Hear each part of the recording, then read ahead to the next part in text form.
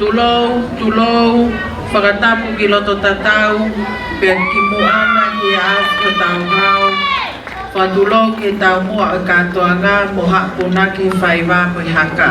Moha puna ki o whaiwa lea, e whau mo hiwa.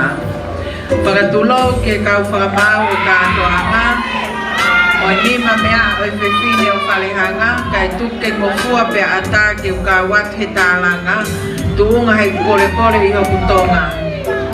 Ko au Caroline Gladys Fiva Pome'e, o hokake i Tauolunga. O kune whakamatala i hoku uhinga, o ko ngā we ake maka i tofe mono nge esi. Water Pearl. Ko whakataipe a e kuhoko ko mata i tofe we ahoni. Ko o whaki mohono maru i au ke e whine eiki. Eo ko mahuinga o whiwhine tonga o kutatau mo mahuinga o hamata i tofe. Ko konga ki olunga hokake i Tauolunga ko hakafa. Ko i niu kafa ne tori me taaki mo e aka. Pea te kina mai o hake i e whangawhali kupako. E whai hono haha pea lanu mo tawakila a he vai ko lupesia. Pea toku whakatu uta he funga whawa he koi hau kupu ama. Pea toki ala mai e whangawha e me fue ka wha mo ngau he hea. Ke whakakakato ho nau whanongia. O nau whi pea whakautaha o hai pea hili ki e funga whata ke toku hifo ki ha au katoanga. Ko konga ki lalo ho kake i Tauolunga ko ange e stofe, ne whai hono whakalekesi mo hono whakangingila me he vai ko lele alulu me masila mea. Pea tok ai kona hai whangakui o fufu ke fufa ko halaki laki.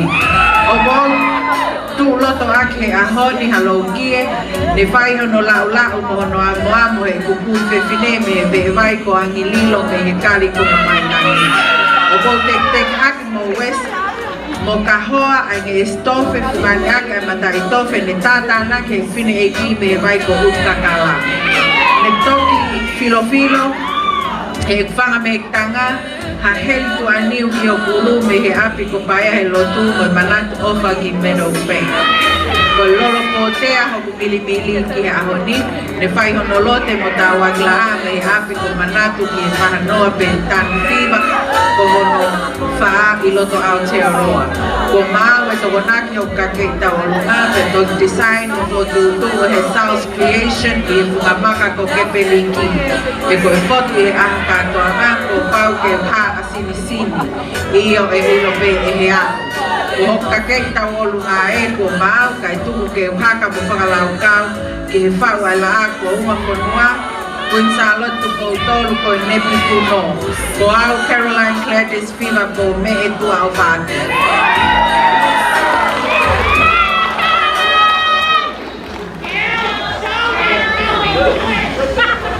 Yeah.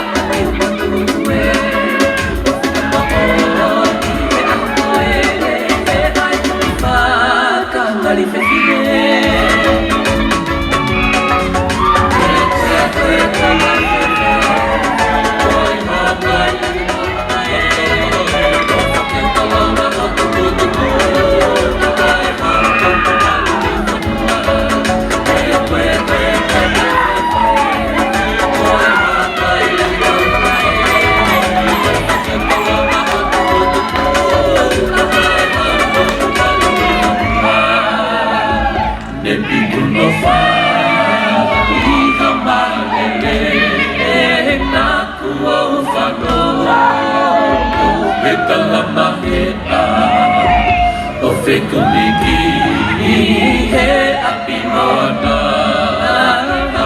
ae mataka i Polinisia.